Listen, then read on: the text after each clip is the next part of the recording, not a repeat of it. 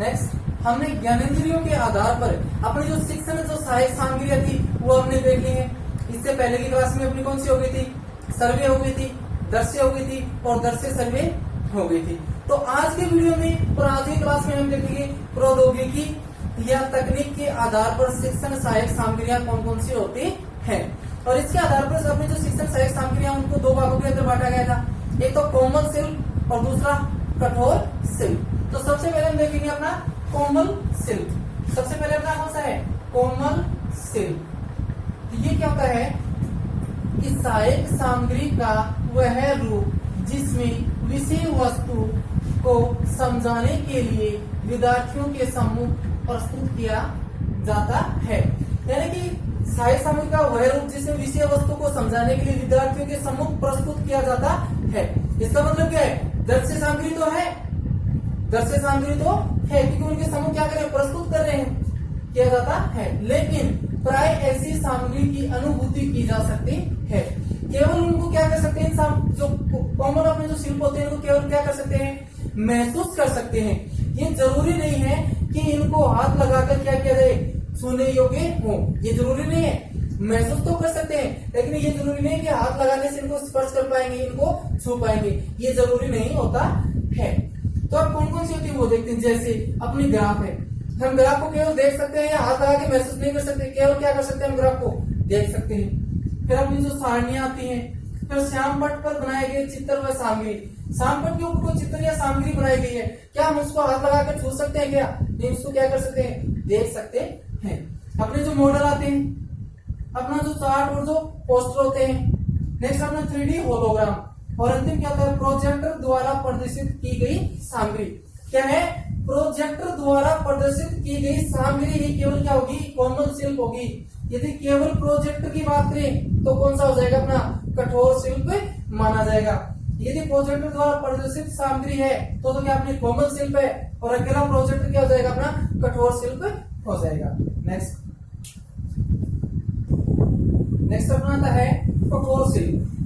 कठोर शिल्प में क्या है, देखते हैं कि विषय वस्तु या उद्दीपक का वह रूप जो विषय वस्तु को कक्षा में दिखाए या सुनाने के काम में आए।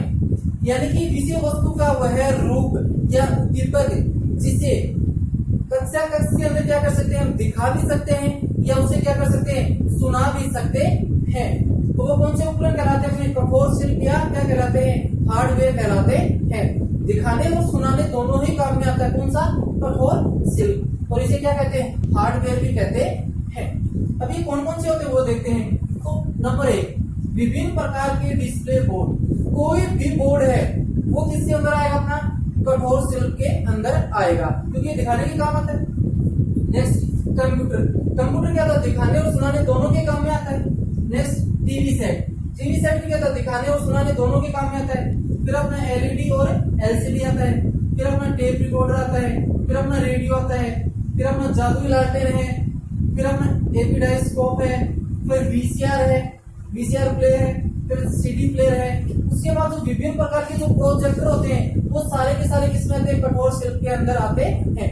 क्योंकि कठोर शिल्प के अंदर क्या करते हैं, जो विषय वस्तु की जो सामग्री होती है उसको क्या किया जाता है, दिखाया और सुनाया दोनों जाता है। कहते हैं इसके अंदर कौन कौन सी सामग्रियां शामिल होंगी, दृश्य सर्वे दोनों सामग्रियां शामिल होती हैं। नेक्स्ट हम अपनी बात करते हैं, हमने देख लिया है ज्ञानेंद्रियों के आधार पे होगी थी पहली क्लास में। उसके बाद हमने देख लिया है किसके आधार पे, तकनीक या प्रौद्योगिकी के आधार पर। अब अगली कौन सी अपनी, अगली हम देखते हैं अपनी प्रक्षेपण के आधार पर। तो सबसे पहले कौन सी, प्रक्षेपित सहायक सामग्री।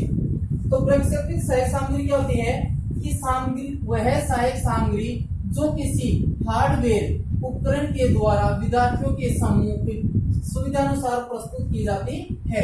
अतः इन्हें क्या कहते हैं, प्रक्षेपित सामग्री कहते हैं।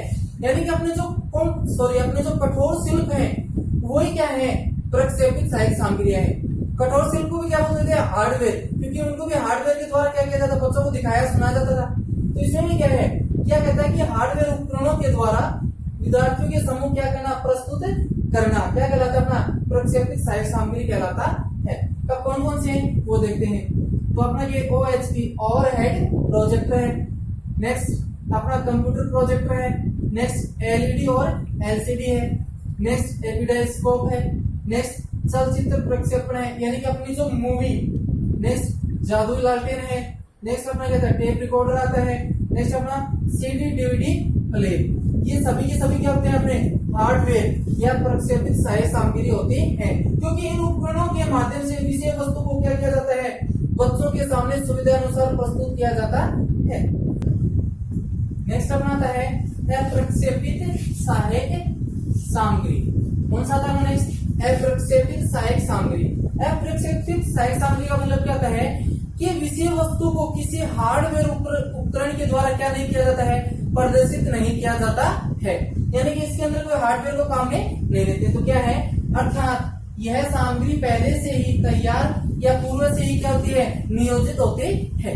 जैसे टीवी के ऊपर कोई दूरदर्शन प्रसारण आना होता है, शाम को 8 बजे को कार्यक्रम आना है, तो वो पहले से क्या नियोजित होता है, या उसको क्या करते हैं हम अपनी मर्जी से थोड़ी ना चलाते हैं, वो पहले से क्या नियोजित होता है। ऐसे हम रेडियो के ऊपर कोई न्यूज आनी है, जो टाइम उस समय के ऊपर वही न्यूज आएगी जो पहले से क्या है, तैयार है या क्या है, नियोजित है। तो कौन कौन सी होती है अपनी अप्रक्षेपित सहायक सामग्री की बात करूं तो सभी प्रकार के डिस्प्ले बोर्ड, जितने भी डिस्प्ले बोर्ड है वो किसमें आएंगे, अप्रक्षेपित सहायक सामग्री में। फिर अपने जो मॉडल होते हैं, अपने जो चार्ट है, अपने जो पोस्टर है, वो भी किसमें आएंगे, अप्रक्षेपित सहायक सामग्री में। दूरदर्शन प्रसारण और अपना रेडियो, ये सभी किसके अंदर शामिल होंगे, अप्रक्षेपित सहायक सामग्री के अंतर्गत। नेक्स्ट क्या था अपना प्रत्यक्ष अनुभव या क्रियात्मक सामग्री। क्या है, प्रत्यक्ष अनुभव या क्रियात्मक सामग्री। अपना जो शिक्षण अधिगम सामग्री पढ़ रहे थे उसके अंदर अपनी क्या है, अंतिम है तो ये और सबसे क्या है, प्रभावशाली है। क्यों, क्योंकि इसमें व्यक्ति स्वयं कार्य करके अपने अनुभव से क्या करता है, सीखता है। तो ये क्या है कि उद्दीपक या क्रिया का वह रूप जिसमें विषय वस्तु या क्रियाकलाप का प्रत्यक्ष अनुभव होता है, यानी कि प्रत्यक्ष रूप से क्या देखते हैं, उसको देखते हैं या करते हैं। ऐसे उद्दीपक या क्रियाकलाप को क्या कहते हैं, क्रियात्मक सहायक सामग्री कहते हैं। तो कौन कौन से होते हैं, ऐतिहासिक या क्षेत्रीय भ्रमण।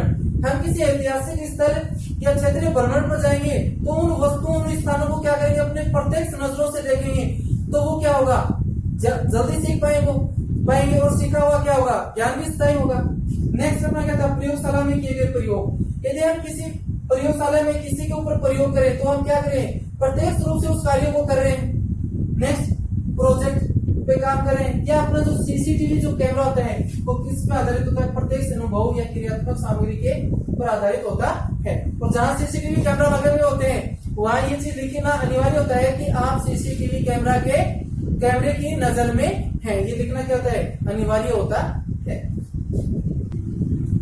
नेक्स्ट हम देखते हैं एडगर डेल का अनुभव शंकु। क्या अपना नेक्स्ट है, एडगर डेल का अनुभव शंकु। ये एडगर डेल का अनुभव शंकु है, ये क्या बताता है कि कौन सी शिक्षण अधिगम सामग्री कितनी उपयोगी होती है, इसके बारे में बताता है। तो देखते हैं कि एडगर डेल का अनुभव शंकु कि अमेरिका की प्रसिद्ध शिक्षा शास्त्री एडगर डेल ने अपनी प्रसिद्ध पुस्तक, इसमें अपनी प्रसिद्ध पुस्तक कौन सी है, audio visual methods in teaching. कौन सी रहेगी, audio visual methods in teaching में on off experience. On off experience का मतलब क्या होता है, अनुभव शंकु का क्या किया, प्रतिपादन किया।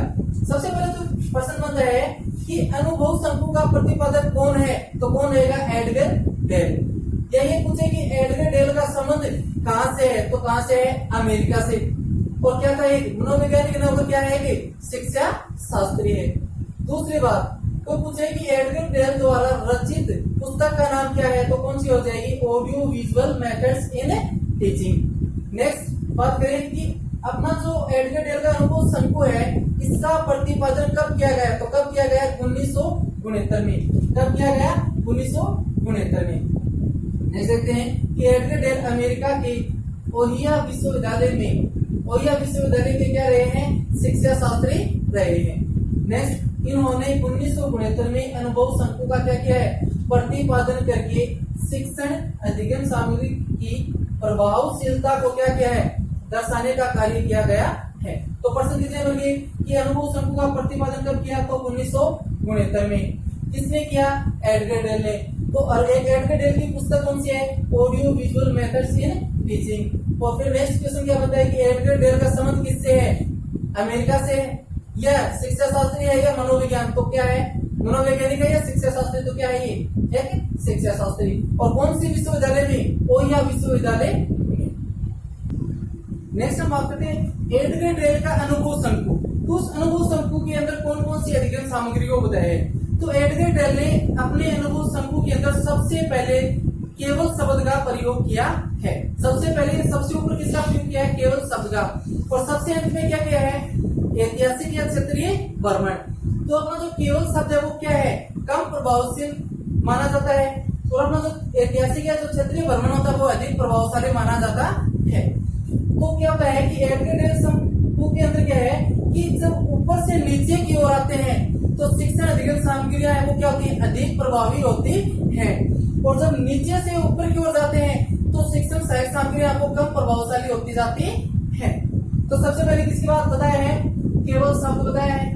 उसके बाद सफेद चौक का हमने लिया है, उसके बाद रंगीन चौक है, उसके बाद चार्ट है, उसके बाद पोस्टर, डिस्प्ले बोर्ड, स्थिर मॉडल, फिर क्रियाशील मॉडल, फिर त्रिआयामी होलोग्राम, फिर एपिडाइस्कोप, फिर जादुई लालटेन, next OHP overhead projector, next slide projector, next computer projector, और फिर क्या होता है black and white picture film strip है, फिर रंगीन फिल्म स्ट्रिप है, फिर ब्लैक एंड व्हाइट चलचित्र है, फिर कौन से अपने रंगीन चलचित्र है, दूरदर्शन टीवी या कंप्यूटर है, फिर अपना प्रयोग आता है, फिर प्रोजेक्ट आता है, और सबसे अंत में क्या आता है ऐतिहासिक वर्णन या क्षेत्रीय वर्णन। तो जब हम ऊपर से नीचे की ओर चलते हैं तो शिक्षण अधिगम जो सामग्रियां होती हैं वो क्या होती हैं, अधिक प्रभावी होती हैं।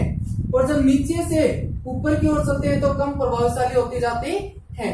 तो अपना जो एडगर डेल का अनुभव शंकु है यह हमें ये बताता है कि कौन सी शिक्षण सहायक सामग्री कितनी उपयोगी है, इसके बारे में बताता है। नेक्स्ट हम देखते हैं अपना जो एडगर डेल का जो अनुभव शंकु था उसका क्या निष्कर्ष निकलता है वो देखते हैं। तो इसका क्या निष्कर्ष निकलता है कि एडगर डेल के अनुभव शंकु के शीर्ष भाग पर केवल शब्द है, यानी कि सबसे ऊपर अनुभव शंकु के अंदर सबसे ऊपर ही ऊपर केवल शब्द को काम में लिया गया है, जो कि अधिगम का सबसे कम प्रभावशाली तरीका है। जबकि शंकु के नीचे ऐतिहासिक वर्णन का उल्लेख किया गया है, जो कि अधिगम का सबसे अधिक प्रभावशाली तरीका माना जाता है, क्योंकि क्षेत्रीय वर्णन है वो प्रत्यक्ष अनुभव के ऊपर क्या होता है, आधारित होता है। नेक्स्ट, अनुभव शंकु के ऊपर से नीचे की तरफ सहायक सामग्री का क्रम, यानी कि अनुभव शंकु में हम ऊपर से नीचे की ओर चलते हैं तो उसमें जो सहायक सामग्री का कौन सा क्रम आता है वो देखते हैं। तो ऊपर से नीचे आएंगे तो सबसे पहले कौन सी आएगी, अप्रक्षेपित सहायक सामग्री, उसके बाद और नीचे आएंगे तो क्या आएगा, प्रक्षेपित सहायक सामग्री आएंगी, और सबसे अंत में आएंगे तो क्या आएगा, प्रत्यक्ष अनुभव या क्रिया आधारित क्रम में क्या करता है, प्रस्तुत करता है। नेक्स्ट, अनुभव शंकु में ऊपर से नीचे की ओर आने पर सहायक सामग्री की प्रभावशीलता बढ़ जाती है, यानी कि अनुभव शंकु में ऊपर से नीचे की ओर आते हैं तो उसकी प्रभावशीलता वो क्या हो जाती है, बढ़ जाती है। और जबकि नीचे से ऊपर की ओर जाने पर प्रभावशीलता घटती जाती है, यानी कि ऊपर से नीचे आएंगे तो बढ़ेगी और नीचे से ऊपर जाएंगे तो प्रभावशीलता वो क्या हो जाएगी, धीरे धीरे कम हो जाएगी। और अपना इसका मुख्य उद्देश्य क्या था, तो शंकु के प्रतिपादन का मुख्य उद्देश्य कौन सी सामग्री कितनी प्रभावशाली होती है, इस बात को क्रमबद्ध ढंग से समझाना ही अनुभव शंकु या एडगर डेल का क्या था, मुख्य उद्देश्य था। तो आज अपना जो शिक्षण अधिगम सामग्री का जो टॉपिक है वो कंप्लीट होता